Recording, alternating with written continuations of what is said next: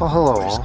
A little foggy this morning here in San Francisco. No rain in the forecast. Just blue skies, fog in the mornings and evenings. Typical kind of summer weather. Temperatures overnight got in the about 47. So what I wanted to talk about today was the military-industrial complex. I usually go through a list of all the money that the U.S. and other countries spend on the military. I think everybody pretty much knows it's in the trillions by the time you get all the secretive stuff paid for.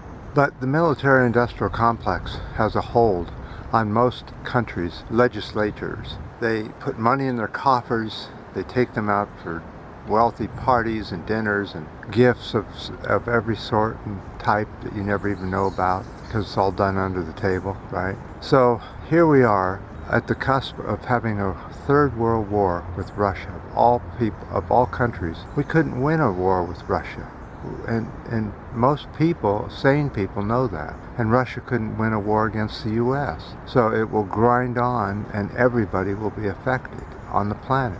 It will just, other countries will back different, probably China will back Russia.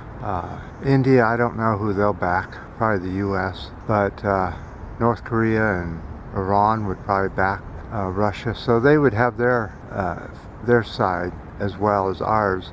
Two pretty vicious armies meeting each other, and by the time it was over there wouldn't be much left, and it'd be way too late to do anything about climate change. So the military-industrial complex pays each person to vote the way they want them to vote for certain types of legislation, of weapon sales, and that's how it works.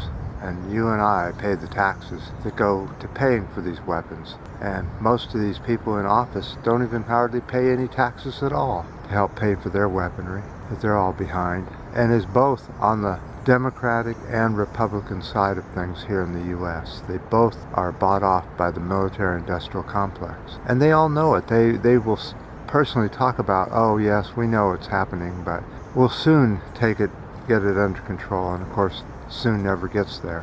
They're too busy fighting with each other over nonsense, party line and all that sort of shit.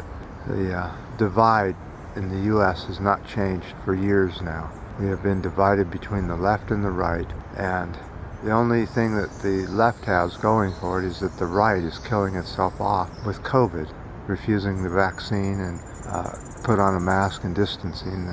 Unbelievable. They're killing themselves off.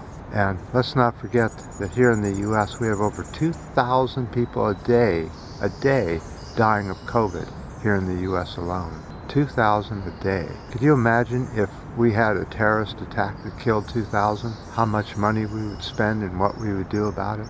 But COVID, we don't even mention it. How many millions of people have died from COVID? And a lot of it was due to their own stupidity of not vaccinating and listening to crap that has no science to back it up. And of course, the military-industrial complex goes after everything that's anti-military. They're rah, we must attack somebody constantly and updating these weapons. But that again is up to us to tell our legislatures that we're not interested in the Third World War.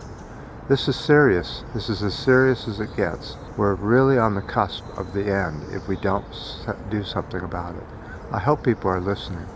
Are you guys listening? What do you think of the issues at hand over the Russia and the Ukraine deal? Now, I am no Putin fan at all. I know he's a thug. He's right up there with Bolsonaro and Johnson of the UK and Trump of the U.S. He's one of those type that flaunts the law at every chance he can. And so I have no doubt that Putin would be stupid enough to do a war. But hopefully Biden will have a thicker head on his shoulder. Who knows? What's your thoughts? I appreciate all the ups, the downs, the new subscribers. And until next time.